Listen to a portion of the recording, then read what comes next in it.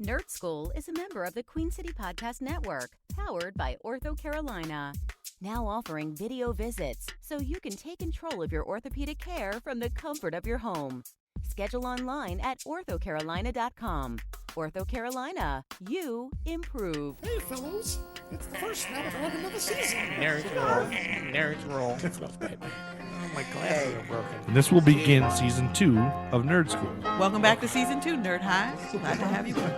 It's gonna be crazy stunts. We're gonna No. stunts. Joe's gonna Fireworks. bring more penis jokes. There's a lot of penis stuff. I am a super nerd. The Nerd Skool Podcast. Starring Andy, Star Spangled Band with a plan. Maybe I'll try to do a cartwheel. TBJ, Well, congratulations. You did dirt. Ta-da. I ain't got no shame. All my exes can tune in. We can have an episode where I compare them to all the Marvel villains. We can do that. Artstar. I don't love Wiener. I'm just trying to make money. Lord Artemis Prime. No. Yeah, my real name is Joe. Did I ever tell you about the time I hung out with DMC at Mertz? The Nerd Skool Podcast. What's up, Nerd Hive? We've got the second part of the Artstar Happy Hour coming to you now. We, if you remember the first hour of the Artstar Happy Hour, we had some technical difficulties. Well, we got those difficulties fixed for another hour of Artstar. Let's launch right back into the conversation. If you remember, he was talking about how he got all of his many nicknames, and he was just going off on it. And so it's rare you get to hear just an hour of just Artstar, because as you know from listening to Nerd Skool, he's oftentimes got to say, "Can I say this? Can I get this in? Can I say this?" And so this is, you'll see, he also pauses several times because he keeps waiting for Andy to interrupt him. So this is just completely unadulterated, unfiltered Artemis Prime Artstar. Listen up. We had a good time. All right, we back now. We good now. We good now. You good? You can hear me? All right. I can hear you. What were you missing out? I thought I put it so I wouldn't be disturbed, but my phone rang. Oh.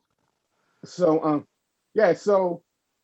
so what ended up happening was, like, you know, another Artstar, I think in that moment was kind of boring. Yeah. But it's like I got to a point where I don't know. It's just even just growing up loving comic books and nerd shit, I used to always think about when I turn, you know, most mutants, their mutant power or their mutant gene kick in at like 13 or 16, right? Yeah. So it's like I used to always think about things like that. Yeah. And then it was like, okay, well, I'm an artist. Let me create. Like I said, like I told you, I had that one class where I wrote stories and poems under different pseudonyms. Yeah. So I was like, well, let me create. Like, I'm an artist, so let's say if I'm doing something abstract, you know, and the abstract artist would be Art Love. Art Love. Something. Yeah.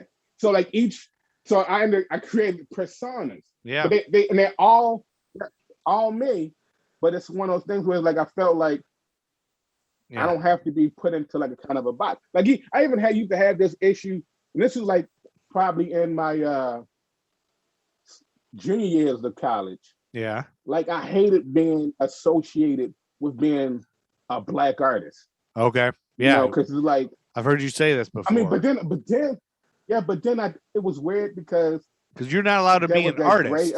You're not allowed to just be an artist. Right, but you then always have to that be gray area where I couldn't get away with, like, I'm not necessarily trying to cause, you know, dissension or like cause ruckus or whatever. Yeah. But it's like, it's one of those things where it's like, you know, like a few years ago, this is like maybe 20 years ago, when you had like that one guy that did a picture of I think, what is it, Mother Teresa and shit or whatever, and people had an issue with him doing that or whatever. Wait, but then also, wait.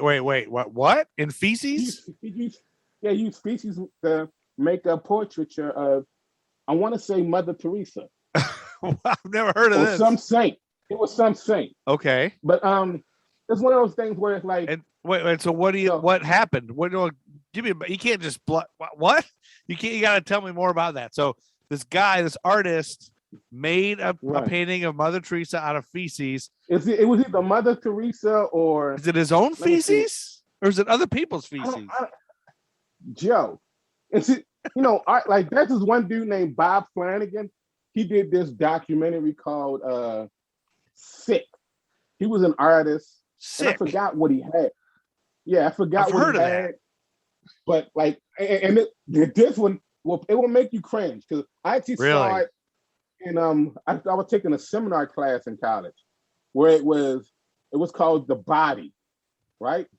And I just signed up because it seemed interesting. Yeah. And mind you, like I said, I went to art school, and it wasn't a lot of us, so you kind of see like different circles and groups of people. You kind of know everybody. You know you said there was only 600 students or something. 400. It was like 400. 400. That's huge. That's tiny. But it's like a high school. But so the class, I said, okay, it's a cool seminar class. I need electives because when I transferred over, so many of my credits transferred over, but they still started me as a sophomore. So like I was having like I literally had to take a lot of, and then in the school also like they're the normal. No, I don't want to say normal, but like how you go to college, you take like your phys ed, maybe sociology. Yeah, I took bowling and volleyball.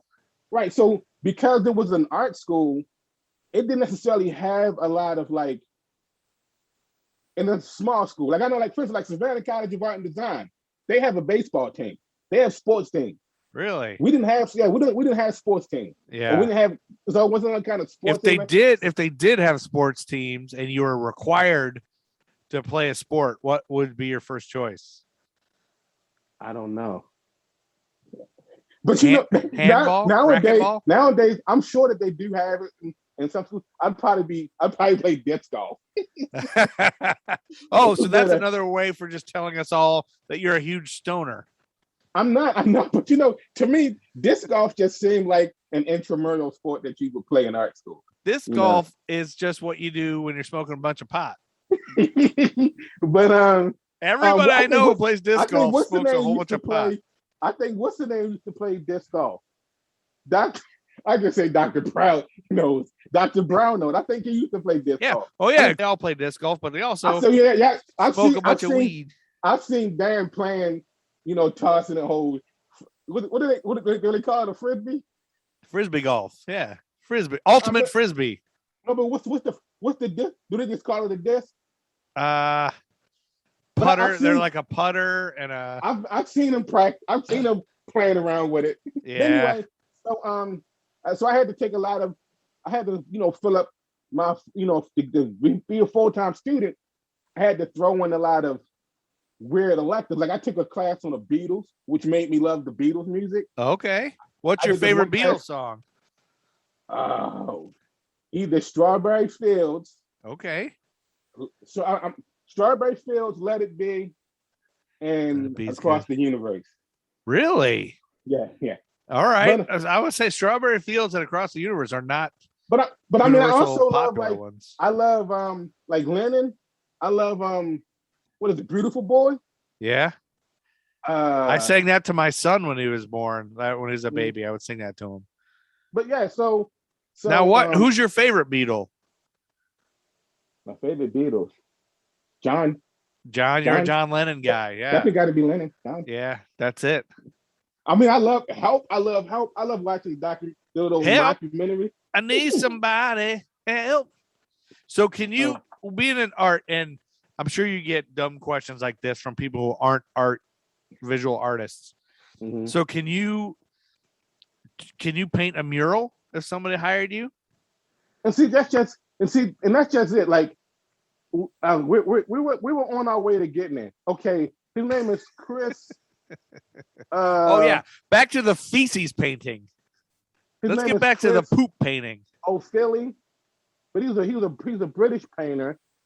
And what did he do? Well, he had this one that just called painting with shit on it. and it was like an abstract piece, and it had some shit smeared in it. But anyway, so, wait a minute. So you took a class in college where you had to shit on a painting? No, and I use your own didn't. This shit? had nothing to do with this. It had nothing to do with it. I was just trying to make the point of how people come when it comes to trying to create art, Yeah. and then like having to like, you know, if you do a certain thing, Yeah. it's almost like shunned upon. Oh, Or like if you, it's like it's like if you use your own turds to paint, somebody would shun you. It comes under scrutiny. It's like the whole like, you know, is it nudity, or I mean, is it art or is it pornography? Pornography, kind of yeah. right. So in the same token, that one, when it makes more sense to me than the feces one. Like the But feces one. Because remember a couple of years back, we had a dance recital in one of our theaters, and somebody wrote a bunch of words with their own turds, and that was not looked at as art. Yeah, but so like the whole black art thing is like there's certain things as a black artist, I could effectively get away with because I'm a black artist. Really? But if I was a white artist, it became like, for instance, like, and I wasn't angry, but then it was also like one of those things. Like I've always been, art is all about pushing the envelope, right? Yeah. So and one of the reasons, and this is just to this day, but and people don't get this. People don't get, like I have people now who sit there and feel like, well, why aren't you doing this? You should be doing this. They see all these Instagram artists, all these people, and like it's the same reason I never became, I could never sell insurance. Yeah. Because I can't, like, as much as you know what I said about small talk in the beginning. Yeah. Small talk is bullshit. Fucking straight bullshit, right? Yeah. I can't. It's hard for me to bullshit you on some bullshit. I can't bullshit you on some bullshit because one, a part of me is gonna be like, I ain't got time to be bullshit. I'm gonna tell you what the fuck it is. Fuck it. I ain't got time to be trying to bullshit you. Anywho, so it's like, well, 85% of the world is bullshit. Like in every field, you got to be able to bullshit your way anywhere and any field. But so my thing, so now I was sitting there saying, it's like I can sit there and do this, but like at the end of the day, it's like whenever you like, I just recently had, you know, someone I gave them some art advice. Yeah. And they were sitting there saying like, yeah, you know, it just sometimes I like artists, we are our own worst critics. Even if we love it, even if we don't love it, someone else might love it. We're still like, I don't like the way this turned out. Yeah. And they're like, oh, but it's beautiful. Hey, whatever. And I told you, I was like, you know what? There have been plenty of times I've drawn something. Yeah. I looked at it. Someone liked the shit. Balled it, throw it up. I just wasn't feeling it. Yeah, you might not have liked it, but they liked it. Right. And see, there are people who will sit there now who will sit there and they'll fucking draw you a circle with a blue dot in it. Yeah. And because their name's attached to it. And it's $10 million. They'll buy this. You know what? Yeah. Have their assistant go out, and they might not even doing this shit. They might have this thing where they show you online that they're actually drawing it, but their assistant's over there in the corner drawing circles, putting dots on it. And they're like, oh, I got this. And like, I got a fucking Kende Wiley right here. And it's like worth a shit ton of money. And I love Kende Wiley. I'm just trying to give some random name. But it's almost like, you know, so now this person's like, oh, this person just sold this for $10 million. Or like someone who sit there, like, for instance, I had this chick, like, when I worked at the art store, I used to have my business card on the wall. And this chick, I guess she must have found my business card. She called me up. She wanted me to do this painting for her. So then she showed me a picture of it. And basically what she wanted me to do was to copy this painting. Because I guess what she wanted costed too much. Yeah. She wanted me to copy it. Yeah. And sell it to her. And then so like, okay, cool. So I'm telling her the prices, and she's telling me how big she wanted. And I was like, yeah, well, just to start something like that, you're looking at like $300-400. Yeah. And she's like, oh man, well, I guess I'll probably try to go to, if you want to get something cheaper, maybe go to Micah, which is the Art Institute in Maryland. Like maybe go there. Maybe some painting student might do it for you for cheaper, because it's like, if you give them $100, they're in art school. Yeah. Art supplies are expensive. Yeah. That's like, oh, I can just take this money, flip it, and buy some art. Maybe they'll do it. Yeah. Person I work with, the lady also found her and got her whatever, and she did it for like $125. Ah. And I'm like, okay, that's good for her, But for me, that would be underselling myself. So I didn't do it just because of that fact. Anyway, well, that's what I always wonder. Like, that's an element of the whole industry that you got to jump into. Then it's like, do artists get mad at each other? Like, you're undercutting me. Some may, but then it's also it's one of those things. Like, I don't want to say a sucker, but if you get someone to pay you such and such to do this, and then whatever, like, you can't be mad at them for the person sitting there just giving them person their money. You can't be mad at that. You know what I mean? But is there art fights? Is there people getting fights over this? Like, hey, I'm sure they do. Yeah. I mean, I witnessed it in art school. I witnessed two people fighting over a desk, like who had what corner of the desk at the time. And I'm like, I'm sitting there paying all this money to go to art school. You probably got your parents paying for you to go here, and you fighting over who was at what corner, who's sitting in what place. So I've thought about before, and I didn't ever do this, but because we had art galleries at our performing arts center where we worked. There were some art galleries that have different students and different people putting their art in there at the time. It's for sale, and so I saw some really cool pieces in there. Sometimes and we're like, oh my god, I think I'm gonna buy this, and I look at the price, and it's like $700. Like, yeah, but I've seen some. I went through and seen some, and I'm like, man, this person is really underselling themselves. Yeah. And other times it's cheap. Yeah. But then you still hear people sit there say, like, I've actually had a friend who we had a falling out because she had wanted me to make these sculptures. Yeah. And she wanted to give me $45 to make 3 of them. Yeah. And she basically tried to guilt me into being like, we're friends. That's really cheap. And, I'm like, in my mind, I'm always like, money ain't got no fucking friend. You know what I'm saying? But then I was also saying, like, that's $45 for 3 pieces. That's $15 a piece. The clay at the time to make the piece would be $5 a box. Yeah. So that's 15. So then I have to sit there, make them, dry them, seal them, and I'm only going to make $30. I was like, that's not fair to me. Yeah, it's ridiculous. Anyway, so back to the whole black artist thing. So like, so for me, like, always about pushing the envelope, saying what I can get away. That is what I get away with. Yeah. But trying to invoke thought. Yeah. So it's like a lot of the stuff that I did, like, it was like, what can, like, here I am, like, I went like the art school I went to, like I said, small art school. In my year, there was 3 of us who were black students. Right. Out of how many? We had people of color. There was like we were represented. Yeah. It was diverse, but there was only 3 of us that were black. Out of 400? No, not just in my there were more black, but like, let's say in my group of let's say 45, maybe not. It wasn't a big number, but it was only 3 of us. Okay, so like 35, 40 people, something like that. It might have been smaller than that, but still, it was still just 3 black kids. Regardless, there's 3 black kids. Right. So it was like the stuff that I did. Like, for instance, I took, like, I don't want to say a dumpster diver, but I commuted to school. Yeah. But I caught the train from Baltimore 4 times a week. Okay. Sometimes 5. How long of a commute is it? Like 40 minutes by train. Okay. So let's say I was walking along like, let's say I get to DC, I get to Union Station, and like, let's say, like, in the school, like I said, it's across the street from the White House.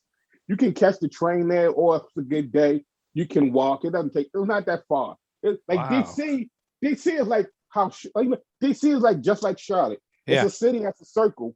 Yeah. And it's like there are parts of Charlotte you can walk to from uptown. Yeah. And it may seem like it's far, but you can, like, one of the first times I visited from here, I walked from uptown on 7th Street to Central Avenue. Yeah.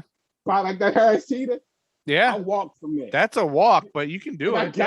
When I finally got there, I saw that was a bus that went right there. But anyway, so because I commuted. So whenever, like, let's say if I was going to the train station, or if I was walking from train station to school, or like let's say on my break, because we used to get like an hour and a half in between.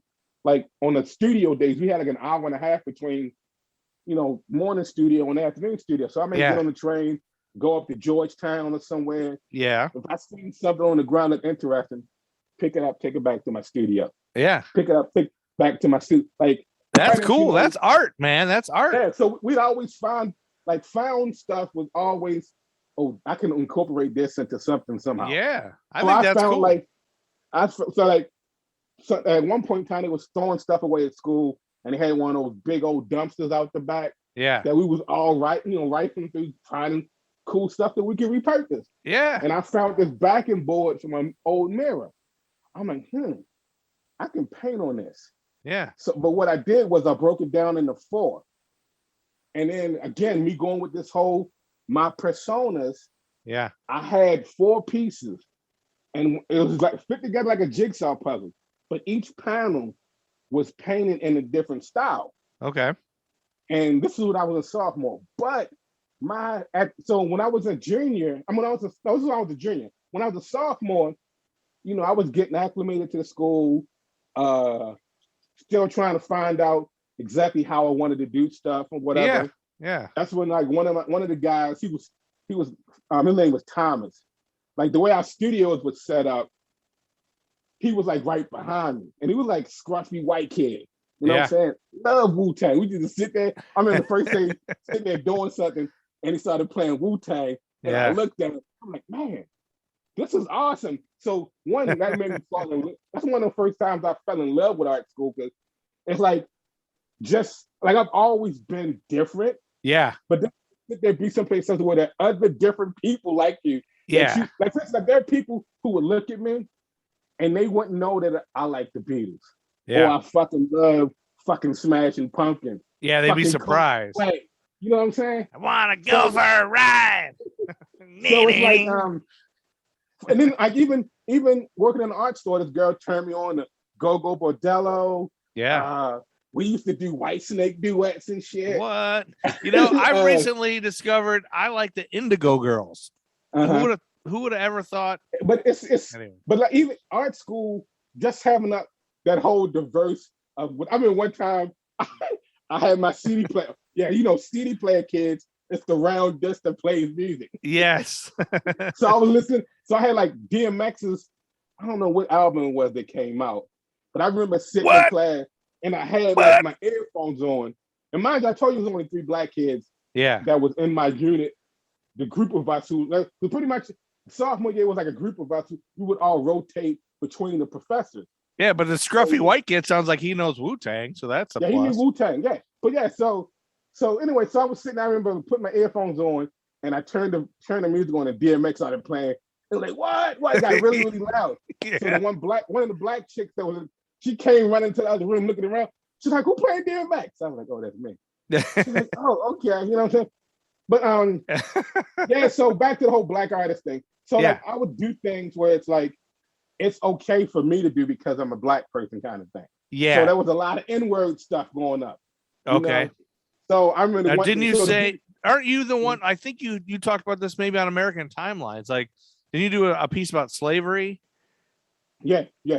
And yeah, go for it. Like, so I'm interested in this talk because I've often thought about this when it comes to somebody like, Jackie Robinson or somebody in their time, like he was not able to just be a baseball player.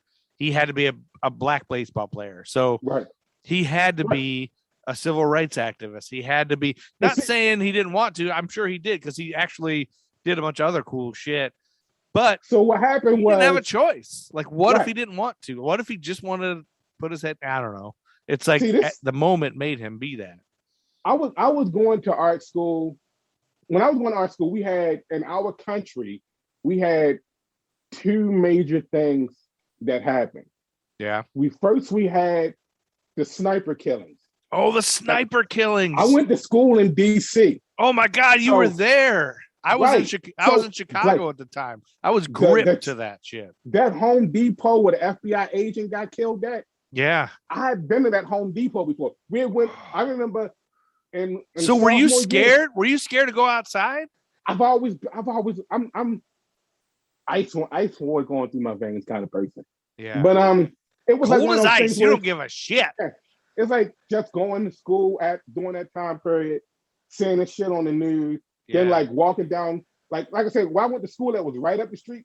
John Lee Melville. Caddy corner to the White House. But you cross the street, every other corner, police cars sitting right there. Oh, they're everywhere. telling you to avoid white box vehicle. Like if you see like a box truck that's white, you know, be leery of that. So that shit going on. But I'm sitting there, I'm walking. Yeah, they thought it was a white van. All the time it was a blue Cadillac or something, right? Right.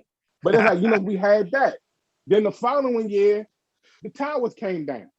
Right? Oh, yeah. So it's like, and then DC was affected. Wait a minute. Are you saying the sniper thing was before 9/11? I feel like it was. You're probably right. I just in my brain it all. So here's the thing. Anyway. So when I was a sophomore, let's say some of the stuff I created, it was kind of like patriotic stuff. Yeah. You know what I'm saying? Yeah. And then I got to a point where it was like, and again, this is me sitting always fighting the whole, I don't want to be a black artist kind of thing. Yeah. But then also I'm feeling like, I'm sitting there doing all this patriotic American shit. Yeah. I need to be doing some black people shit. Yeah. So then that's when my work switched to, I started, like I say, doing slavery stuff, doing the N-word stuff. So the dude who was in the Wu-Tang and shit. Yeah. I remember so one week, we would do like group critiques. So when you're a junior, when you do a critique, you had to like write up all of your questions, print it out so you can give them to the people. Then you had to ask people, can you come to my critique? Come to my critique. So you might have like 5 or 6 people that show up, might have a couple people show up, but you still had to prep it. So I had a class during the day, but then my critique was supposed to be the next morning. Help me understand this critique thing. So, well, it's pretty much when you make the critique is when. Is it other art students you're asking to come to it? Yeah, other art students, right? Or strangers? It has to be art students. Art students. Okay. It was us trying to. It was them trying to get us used to people looking at our work and talking about it, kind of thing. Oh, and so the other art students you're asking them to give you feedback. Right. Okay, gotcha. So they usually do like a group feedback, but the sophomore year, junior year, they started doing it where it was like now you move past the group critique or with the whole class to like now you do smaller critiques where now you have to sit there and get people to come to it. Yeah. So I had to prep shit on the wall and they kind of saw what I was doing. Yeah. And then I remember going to the class and the dude that was in the Wu-Tang, he was also taking the same whatever writing class or art history class I was going to. Yeah. So I remember him coming in the classroom. He was like, Arthur, man.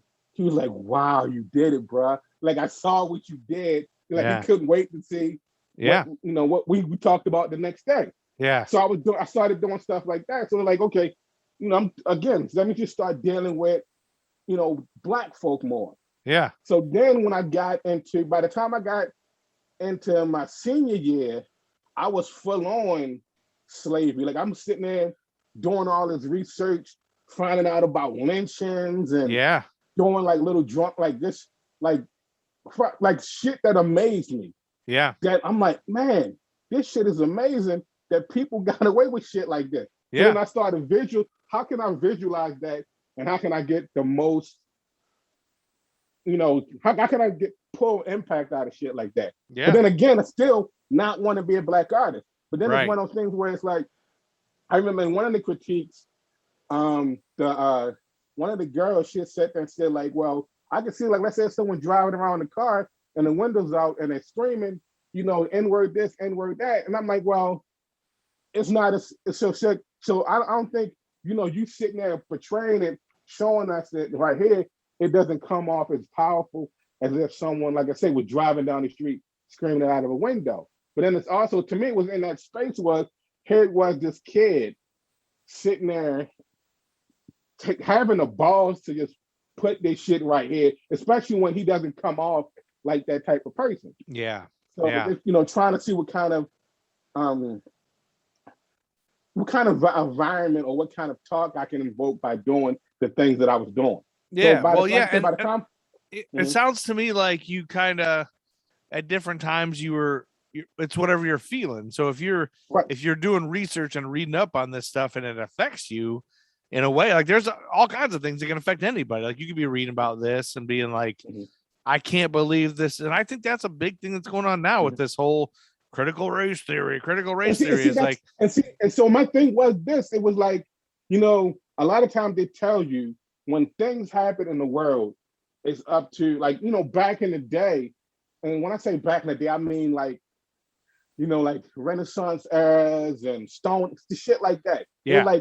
It was always the thespians, yes, the artisans, they were the ones who categorized history for us. Right. So my thing was like, okay, I'm gonna delve into the history of my people, but then as someone who I can't even necessarily say at the time I had really experienced any type of racism. I remember one time, me and my grandfather and my dad, and my dad, I guess, was going in to pick up my grandfather's medicine or something. Yeah. And me and my grandfather sitting in the car, and I seen this crazy guy. He just started screaming, "Go home, N-word, go home, N-word," and with a Russian accent. Oh, geez. So that was the first time I'd seen something like that. But other than that, I hadn't really necessarily seen a lot of things. I've been pulled over, or been stopped because I'm Black. Right. But it's and even then it was, I want to say after art school or whatever. But up until that time, like I say, when I was sitting there doing all this patriotic stuff because of what happened in 9/11, I was, it started me thinking about how how Black people in wars were always frontline people. Yeah. Or how you have how they used to sit there back in the day, families after church, after praising God. Yeah. After praising God, they load up the family onto a train. They go over to the next town with their kids to watch a Black man get lynched and burned. Yeah. Yeah. So I remember doing this one piece where I had and because so then, a lot of my work was always about the context. It wasn't necessarily representational. Yeah. So I do things I remember having for my senior show, I went to that same Home Depot where the sniper killing was or whatever. Oh my gosh. I remember getting some rope. I got 3 pieces of rope cut off at 25 feet. I learned how to tie a noose. Oh. And this is just doing in my research. So when I had them, and so I would work with inside of the museum. Senior show, you have your senior thesis show, it would be inside of a museum. Okay. I remember having the assistant at the time hang the nooses from I didn't get the rope long enough because the ceilings was higher than I thought they were. Okay. So I couldn't have them hanging directly from the ceiling. Yeah. But I had them hanging on the wall. And it was 3 of them. And then I remember one of the kids was when we had the critique, he said he felt like the ropes wasn't threatening enough. And then at this time, this is another time when I had my moment where I felt I can't be silent. Yeah, the right. Silent killer in me can't just sit back and let them think what I gotta help them along. Yeah. So I said to him, it's not dangerous. That's a noose. A noose is pretty much like a rat trap. Yeah. So I'm it's leaning against the wall. So I said to him, and this one kid at the time, he was that kid, which is awesome, but he was I felt like he was on the track to being an art critic. Being a what? An art critic. Art critic, to me. Oh, to art be an critic. Art critic. I thought you said art prick. I was like, what? Oh, no. An art prick. So to be a critic, you have to be somewhat of an art critic. I was going to sit there and say a dick. You have to be somewhat of an art prick. You got to be kind of an art prick to be an art critic. But it's also, it's just sitting there trying to be, it goes along with the whole playing devil's advocate kind of thing. Yeah. So anyway, so I said to this dude, and like I say, this dude, he was always the kind to debunk everything everyone did. He was good at that. Yeah. So I remember sitting there, this is my turn to shut him down. So I said, okay, you saying it's not threatening, but like let's say if you was along that wall and you trip and your head fall into that noose, it's hanging from the ceiling. It's like a trap. Yeah. So if you trip and your head fall into it, will snap your neck still. It will still. And he was kill like, you. and I remember after the critique, one of my coworkers, she's like, "You got him good, you got him good," because no one could ever get him. But I zinged him. Yeah. But yeah. So it was just like stuff like that where it was like I felt like I had to do, but then also it's because it was me learning stuff that you read or you see stuff on television and movies. Yeah. Maybe you watch Roots or something. Yeah. But actually read about this stuff and see how it was just people were so glib about it. It was just so nonchalant. It made it to the point where it was like, okay, well, I can't run from being a Black artist. Yeah. But then I said, well, I'm an artist who just happens to deal with Black subject matter. Then I can see like you should be able to delve into that, but not be pigeonholed into like I don't have to just create Black stuff all the time. Right. Let me do other things. But see, that's just it. And so, but then I remember showing people that I work with, and at this time I was working at a Value City department store. And I remember this one older religious lady. She looked, "Oh, Arthur, your stuff looks so nice. I like it. But why do you have to show Black people getting lynched and all of this?" Yeah. And I was like, "It happened. It's like it's my interpretation of it. It's like a lot of people for some reason when they when they think Black art, they always think that it has to be happy. Like that's all they love is happy Black art. Like even this day now, there's a lot of people that doing like they may sit there and they try to like I said like earlier I was saying how they say artists are supposed to like when they create stuff when things happen you're kind of trying to document it for future generations. Yeah, you have people now that they'll make stuff and it's like like especially a lot of Black art. There's a woman with an afro. Yeah. Or there's so you had like the whole Black Lives Matter thing now. Like it's awesome to see that. But then you also have artists out there now who capitalize on the fact that like, okay, if I make a shirt that says Black Lives Matter, I can just sell it to like again. Yeah, I can just sell it and make money and it doesn't go for the cause. Yeah, and I think there's a lot of art too with George Floyd and stuff, and it's like it's hard to look at.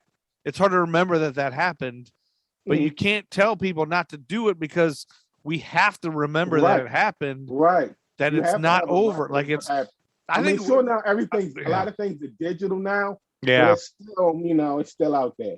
Well, I think what you're saying a lot of things is like what you said. It fucking happened, and let's not whitewash it. Like I remember being a kid and finding out about slavery and racism and seeing my kids like teaching my kids about it, and they can't fathom it. It's like why aren't people outraged? Why aren't we talking about this? Why isn't everybody going nuts about this? It's like it's our history. Like everybody know it's just it's uncomfortable, whatever. But it's like, why are we not talking about this? Like, and we just go about our day and play baseball and watch football and watch Golden Girls and whatever it is. Like, it's fucked up. So I mean, like even artistically, and this is just bring it back to the whole nerddom. Like I want to get nerddom in here. Where does the nerddom start? When I was getting into art, what got me into art was like reading comic books and things. And, I think I've told you how like I used to do things like draw He-Man characters. Yeah. So what was your first comic book? My first comic book. I remember it was an issue of Supergirl. It ain't have no cover on it. I remember having an issue of Supergirl and then also the Iron Man issue.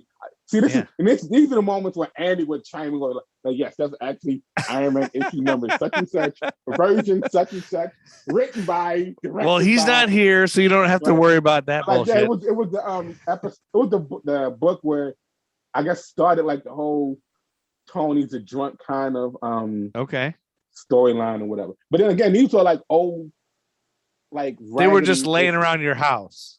Well, no, I might have got them from someone in school because we used to trade comic books. Like trade, right? Them, yeah, you'd read them and then you trade them with your friend who had, oh yeah, I got this new G.I. Joe comic book. Or we do things like we trade. like friends I grew up with. We used to trade Transformers and action figures and stuff.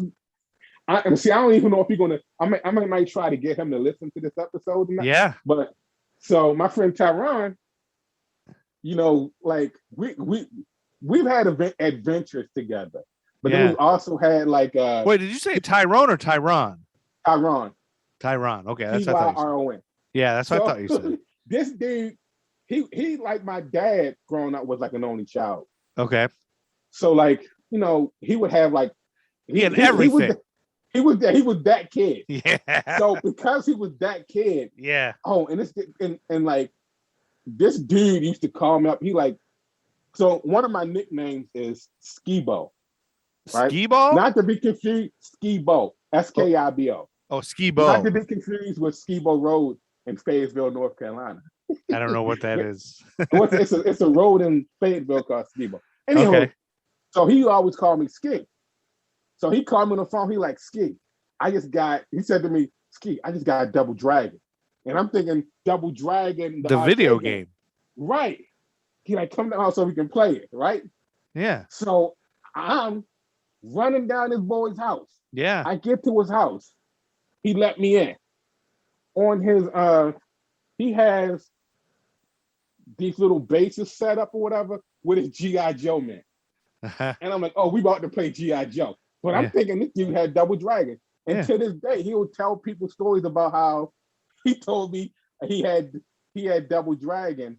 And I came running down his house thinking he had the arcade game. Yeah. Or like, so you thought it was a full-on arcade game. It was a full-on arcade. Double Dragon was the best. I remember just throwing quarters in that thing, like being ready. Like Andy would be like, you better be ready for the next quarter. I'm going to go. Like I'd have to, like he was way better than me. Like, put another quarter in, quick, put another quarter in, I'm about to die. And I got to put one in to finish it. We finished it. We must have spent $25 on that thing. But so then I also had one Christmas, I got Metroplex. Metroplex is a Transformer base. I know what Metroplex is. I only know that because Andy will get mad. He's still mad to this day, I think, at me. Because for some reason, I got Metroplex for Christmas one year. And I was a G.I. Joe guy. He was the Transformer guy. I had like 3 Transformers. He had like 3 G.I. Joe guys. And we would play together. So it didn't matter who was who really, except when it came to a fight. And you're like, that's mine. Give me my. So Metroplex was mine. So wait, that might not be right. That might not be right. Metroplex, there's another one. That's not Metroplex. Metroplex was like the little city. Yeah, Metroplex was white and it came with this little red. Never mind. He had Metroplex. I had Omega Supreme. Okay. Yeah, my friend, he had Omega Supreme too. Yeah, so basically what happened was I got Metroplex. Yeah, sorry. And so I got Metroplex and he, we used to play with it or whatever. And then I remember when I got tired of it, I traded it with another friend of mine. Yeah. He was so mad because I didn't trade it to him. And to this day, he'll sit there and say, like, Ski, you know, Metroplex. And then I also, like, there was this one game for Sega Genesis called Herzog Sweet. Yeah. And it was like real-time strategy, kind of like a little thing where like transformed or something. And it was like the first Genesis game I had. Yeah. It sucked to me, but he loved playing it. And when I sold it, he was mad. He was like, dude, you could have sold it or gave it to me. But I was just trying to make money. Yes. I'm just trying to make money. But it was like, he all like to this day, he'll still call me out on the Metroplex. Yeah. And he would call me out on the Herzog Sweet. That's hilarious. Yeah. So so you were always growing up, you were into nerdy shit like Transformers and Transformers, G.I. Joe. Let's talk about that Supergirl, that Supergirl comic you had without a cover on it. Now, did you trade for that, or was that something your sisters had? It might have been something one of my sisters had because it had a girl superhero on it. Yeah. But I claimed it for myself, kind of thing. But then from that point on, it was always like anywhere I could find a comic book, like I go, or like you go to like back in the day. Yeah. Back in the day, kids, you could go to 7-Eleven and they have a rack with comic books on it. Yeah, there'd be a Rite Aid. I remember they'd be a Rite Aid, Mad Magazine, and comic books. You do comic books, Mad magazines. Yeah. And like sometimes you pick them up, and sometimes you're like, you know what? Parents be in the store long enough. Yeah. To sit there and read the whole. Yeah. You read the whole thing before you get out. Yeah. Back, you know? Yeah. But then we was like, even in elementary school, middle school, was always collecting and trading comic books. But it wasn't even like you would get it. You went like at that age, we didn't care about value. It was like we read the story. If our friend had a book, we were like, I'll trade you 10 of these Daredevils for 2 of these Ghost Riders or whatever. And just kept trading them back and forth. Now, what's the first comic that you remember like I don't know if subscribing or just like following the storyline? Like each week you had to go get to the store. I didn't start doing that until community college. Like really? Before that, it was if I read a comic book, like, let's say my grandparents and my mom bought me a comic book or graphic novel or something from somewhere. Yeah. And like I would just read it. Yeah. And then it would always end up either I'd still have it or I traded with somebody else or some other book. And it wasn't until I started so the Woolworths that I worked at, it used to be right in the mall that it was in. It was right across the street from Jeppy's Comic, which used to be like one of the owner and founder Jeppy's Comic. He ended up being like part owner of the Baltimore Orioles or whatever. But he had like a big comic book.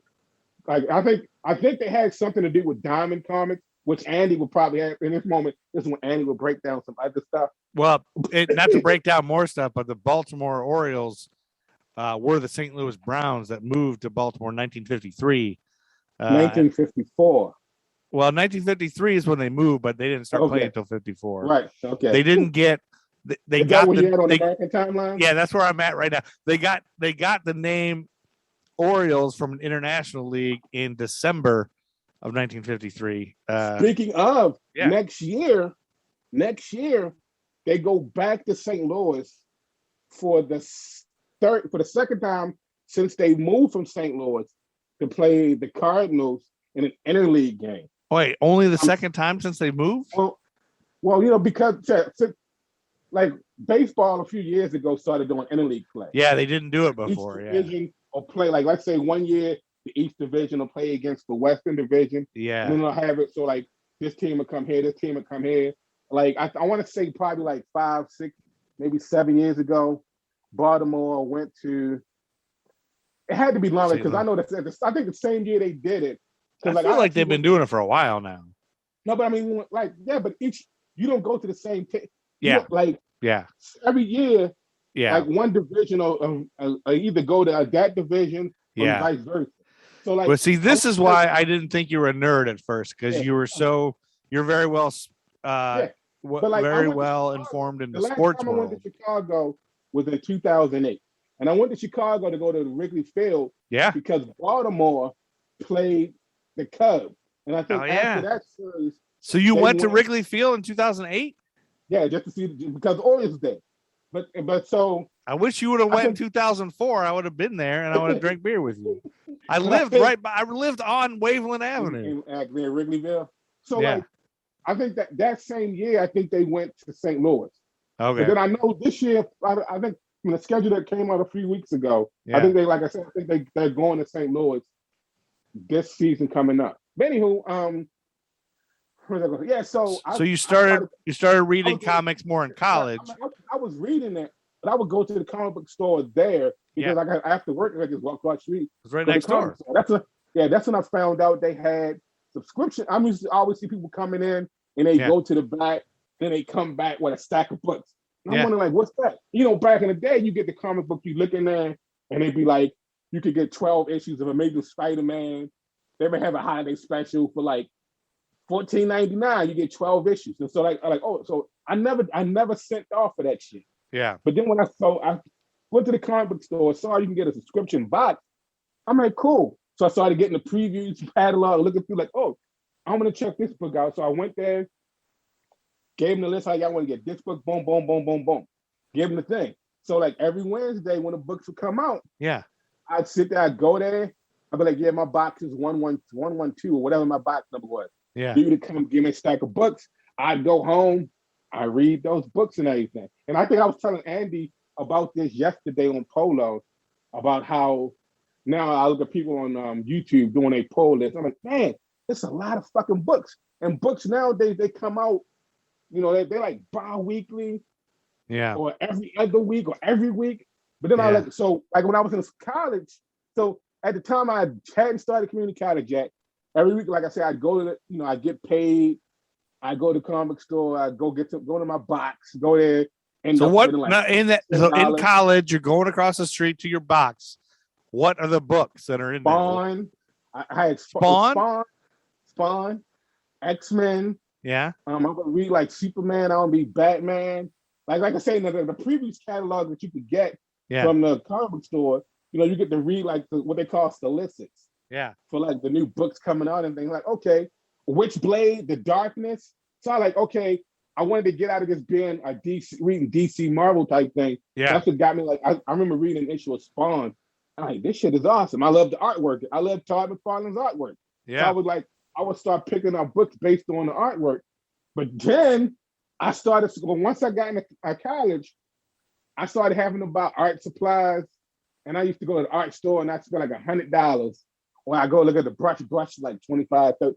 I'm like, okay, I can't get as many comic books as I can take. Yeah. I gotta pay for school. But yeah. Also because I'm taking up art classes, and every semester we get a syllabus with that class list. Gotta go to the art store, pick up some shit. Yeah. And so that's when. So when you start, let me ask you this: so you got that list of comics. When you're cutting them out, like what's the one comic that never got cut? Like I'm always getting this. It would always be like a Spider. I wouldn't cut Spider-Man, and I wouldn't get rid of Spawn. Okay. I started reading Sam and Twitch, which I mentioned. Also I mentioned Andy the other day that we was talking about, like when I walked in, they was talking about Spawn. Yeah. And I was like saying, yeah, they're supposed to be redoing the Spawn. Then Andy started chiming in. He was ready for this thing. Yeah. So he started talking about, are you talking about which Spawn are you talking about? And that's when I said, they're doing a movie, right? Like, yeah, it's been on the works. I think they're trying to tie Jamie Foxx to it or whatever. Oh, really? So I was like, I said, like, you know what? I was like, you and Joe can do Sam and Twitch. And I don't know if you know anything about Sam and Twitch. I don't know anything about anything you're talking about right now. Sam and Twitch are two cops. Yeah. They played big in the very beginning of like the Spawn series. Okay. So Twitch is like this skinny, like he's their detective. So Twitch is a real skinny detective. Yeah. He wears glasses. Yeah. And he has like a Richard Sherman. Oh, you don't know who? Not Richard Sherman. Richard Sherman from the Tampa Bay Buccaneers. This is a Baltimore thing, but he has like that curly fro. So his hair like a curly fro. Okay.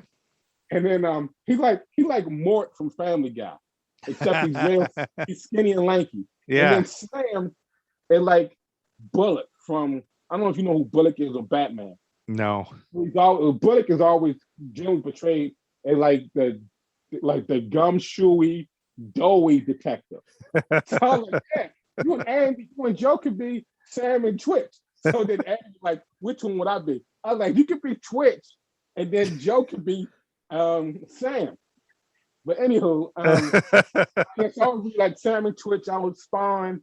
All right, I got a dumb question for you. Spawn is Spawn. I mean, not that it matters, but is Spawn a human? Like, does he turn into a human? Like, he takes the mask off? Is he a person? No. Spawn. So this is like when you have like a lot of comics being like a lot of comics.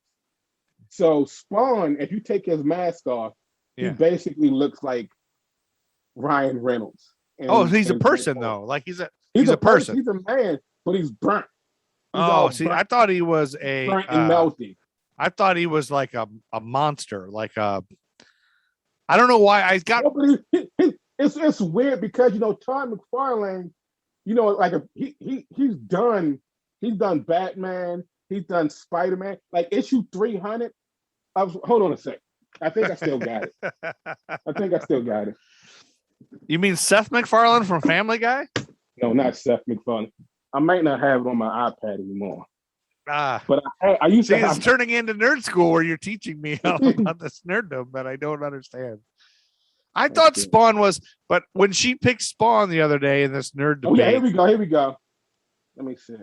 I got her mixed up with what's that monster from the not Aeon Flux, but the other one from MTV. Oh, I know you're talking about the Max. The Max. I always thought that was called Spawn. It's funny because you know why? The Max is from the same comic house, Image Comics. The Max, Savage Dragon. Well, I think I would see the commercial and it would say Spawn and the Max, and it would show that Max. Oh, yeah, they have crossover issue. Can you see that? No, you disappeared on me. Yes, sorry about that. All right, so there's an issue of Spider-Man, and it might even be. See, again, this is what Andy would know exactly, but I feel like it might even be the same issue number of Spider-Man, but it's an issue that Todd McFarlane did, and he also did. So this is issue 300 of Spider-Man, which he used the old, it's a Spawn where he used his old, I guess, cover from Amazing Spider-Man. Oh. But see, because we had this little disconnect. Yeah. Now, what would you asked about Spawn being human? And I don't know what. Yeah, because I was just saying I got him mixed up with that other thing on MTV, Aeon Flux and the Max or whatever, and I never watched any of that, but I would see the commercials and it would be like Max and the Spawn. Like Aeon Flux.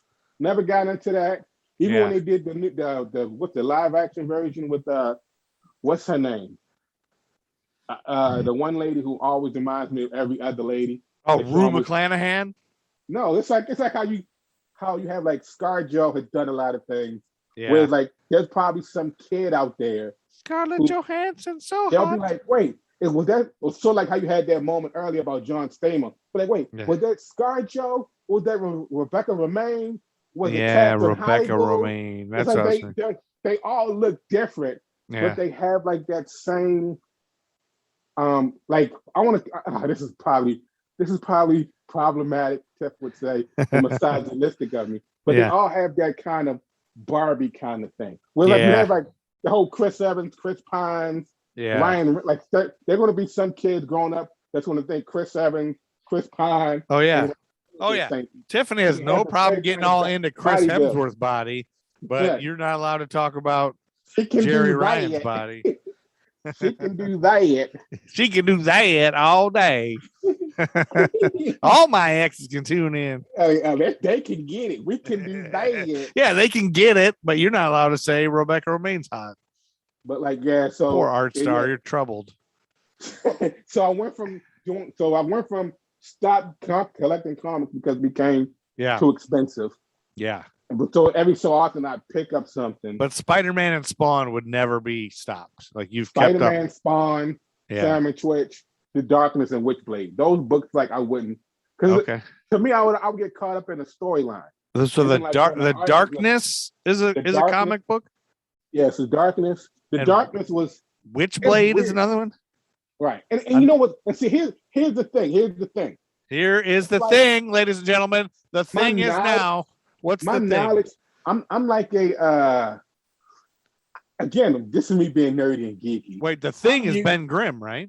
Right. My mutant ability, one of my mutant abilities is the ability to, like, I don't forget things. Okay. Right. But in true mutant fashion, it's there, but it has to be unlocked. So I always again, I'm being nerdy now. Yeah. Extra nerdy. So this is nerd school, baby. So you have like these, there are things in my head that have things hidden and locked behind walls and things where like certain things may activate something like, oh, I forget, like it's such and such. I can't remember. Like even now, sometimes I'll be listening to Andy talk about something. Andy drone on and on about something. Right. But then that part of my brain that remembers it, that knows it. He's a yapper. Let some shit seep out. Yeah. And I'm like, oh yeah, that's right. Well, that's why, like, even the one thing I love about Andy is like, is his back hair. I'll know what I'm trying to say, and I'll hear it.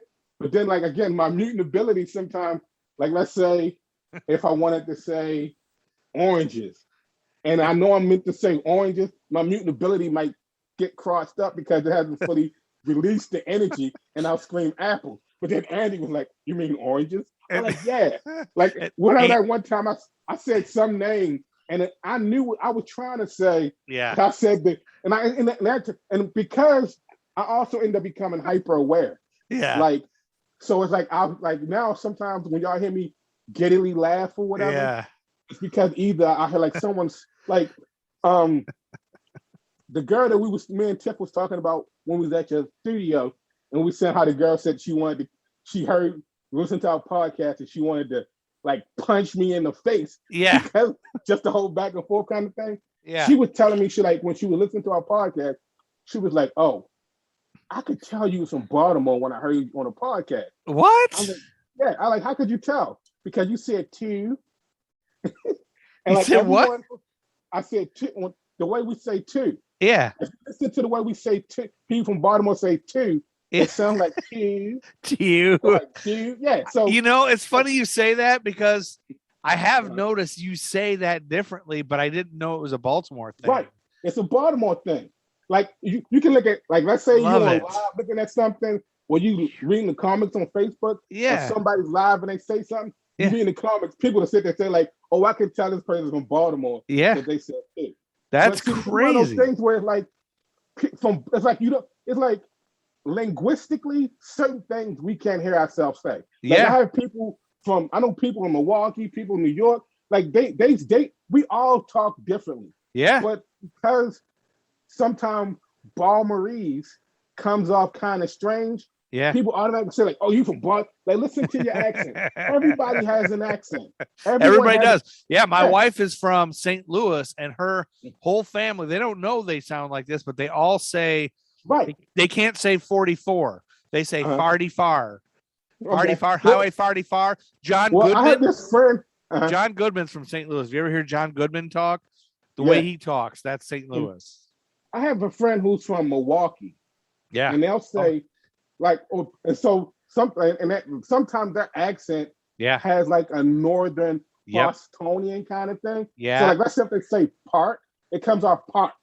Yeah. And it's like so I'm like, okay, you did hear yourself say this. Or like how New York is, they say like instead of saying like coffee, but they won't hear that. But everyone hears Baltimorese. They always like, well, anyway.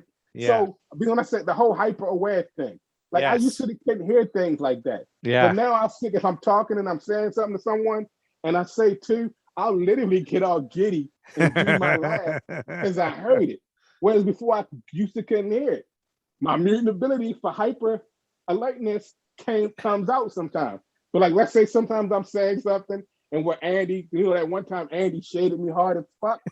It's like when I said it, I heard it. Yeah. You know what I'm saying? Yeah.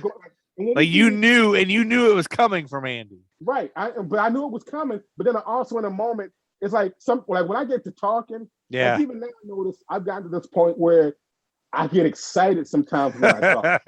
And as I get older, when I get excited when I talk, it's like because I'm trying to sit there and talk so fast, I get tongue-tied.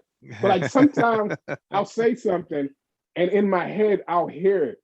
I'm trying to keep throwing this nerd thing in it. Again, my mutant ability to be in hyper aware is almost like in that moment, I can tell I'm about this. I know I mean one thing, but I'm literally about to say the wrong thing. It'll come straight out. I might have been telling TBJ this story. But I was telling her about it. I remember one of my friends that I used to work with, I drew this picture and she drew a marker version of the picture that I did. And I don't know, it might be on my Facebook, but it was like a side, like this side profile of me or whatever. And we had it on a filing cabinet, not a filing cabinet, like storage cabinet, whatever that was behind the counter at work. That doesn't matter. She had it on the wall. So this lady comes in, she's buying her supplies or whatever, and I might have been helping her out, or the girl was helping her out, and she looked at the thing, then she looked at me, and she was like, "Arthur, who drew that picture of you?" I was like, well, I drew the original, and she just did a marker variation of it. Yeah. She was like, oh. So then the lady says, Arthur, you're handsome. Oh. And I'm modest. I can like hitting on you. I'm modest. And she wanted to get it. I could be modest. I could be coy. All types of crazy shit. But I'm not. I don't try to be cocky. So I'm sitting there listening. She says this, and when she says you're handsome, like I heard myself say it, but couldn't stop myself. I said with such a calm demeanor. Yeah. I literally said to this lady, I know. I never talk like that. I said, I know. The girl I work with, she punched me in the arm. She's like, you fucker. I'm like, I don't even know why I said that because I don't even talk like that. But it's one of those things where, like, my inner thought, like, I heard it, but instead of not speaking it, it just came out. That's why I used to always say this. Like, sometimes I try not to argue with people or try not to say certain things because I know sometimes what I'm thinking, it'll escape. You know what I'm saying? Yeah. It's that whole me being hyper aware kind of thing. Well, that's what's the best thing about Nerd School is when that shit escapes. The Artstar moments are, I think, the best moments.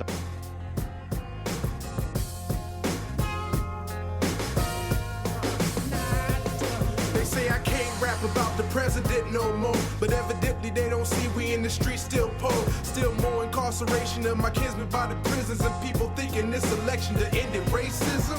Proud over pessimism, glad to see Obama, but don't expect me not to speak out when I still see problems. The Nerd School Podcast. Nerd School is a member of the Queen City Podcast Network, powered by Ortho Carolina. Now offering video visits so you can take control of your orthopedic care from the comfort of your home. Schedule online at orthocarolina.com. Ortho Carolina, you improved. Listen, people can make fun of me for my holiday movies all we want to, but I'm like, are you alive? Did I fuss at you today? Did I yell about anything? All right, then. You're welcome. You better thank Hallmark for keeping me safe.